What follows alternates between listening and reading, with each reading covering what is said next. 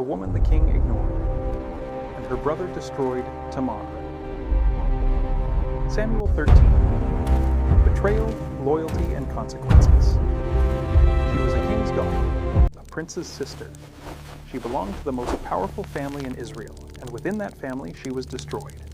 Not by an external enemy, not by a war, by a man who pretended to be sick just to have her alone in a room. Her name was Tamar, and the story no one tells about her isn't the crime.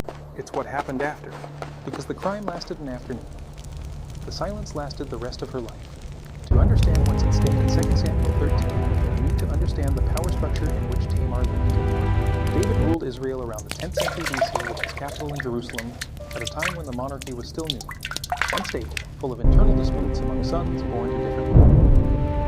Amnon was the firstborn, son of Amnon. Absalom and Tamar were children of Maacah, princess of Geshur.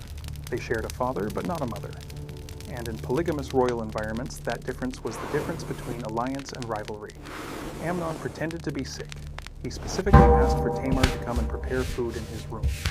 The text of 2 Samuel says he asked for cakes made by her hand in his presence. Archaeologists and scholars of the ancient Levant document that the preparation of food by a woman in a private male space carried ritualistic connotations of intimacy. It wasn't an ordinary visit. It was an invitation with protocol. And Tamar had no way to refuse without disobeying her own father David, who authorized the visit. She entered the room with hands full of food. She left with empty hands and torn garments. What happens next is where the real power script begins. Tamar does something few women in the Bible do. She names the crime out loud. She says directly to Amnon, "This evil that you do to me is greater than what you did to me before." She uses the language of law, not emotion. She knew the codes of Deuteronomy. She knew that what had been done was a violation with legal consequence. The contemporary parallel is direct. A woman who, in the 10th century BC, in a royal chamber, articulates the harm caused with technical precision, is the same cognitive structure as a witness who today names abuse with legal vocabulary before a tribunal. The mechanism is identical. Only the setting has changed. Amnon, after committing the crime, drives her out. The text is surgical. The hatred with which he hated her was greater than the love with which he had loved her. She leaves with her long-sleeved tunic torn, the tunic worn only by the king's virgin daughters, documented by historians as a marker of status and inviolable purity. She tears her own clothing to signal what happened, and walks through the city out. David found out. What did he do? Nothing. The text says he was very angry, and stopped there. No punishment, no process, no consequence for the firstborn son. Biblical historians point out that David's inaction may have been protected by a legal clause documented in Deuteronomy 22, which allowed a rapist to marry his victim. Amnon did not marry her, and David did not act. The king's silence was the second crime. Absalom saw his sister arrive with her tunic torn. He asked if it had been Amnon. She confirmed it. Absalom said to her, "Be quiet, he is your brother. Do not take this so to heart." Then he took her to his own house. The text records that she lived desolate in Absalom's house.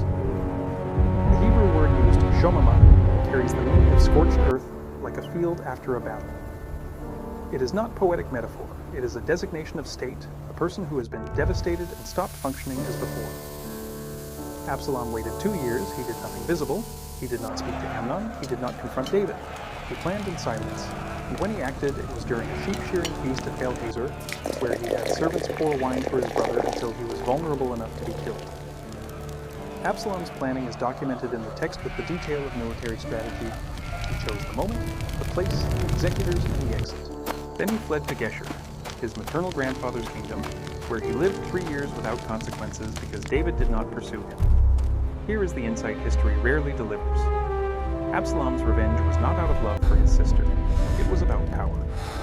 Amnon's death removed the firstborn from the path to the throne. Tamar was the pretext, the throne was the motive. The contemporary parallel.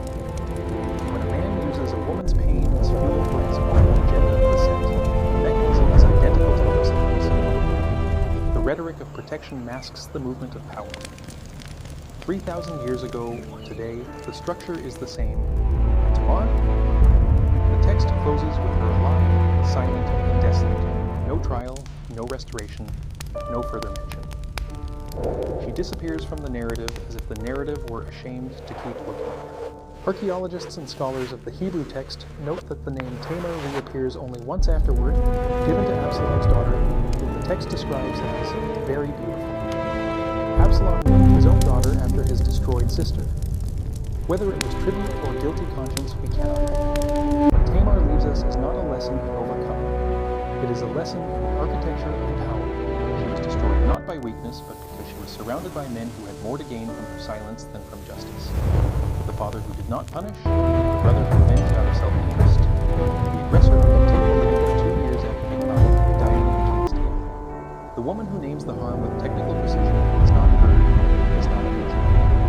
She is a permanent one, and what changes between the 10th century BC and today is not the structure. It is the number of people willing to break the silence before the damage becomes desolation.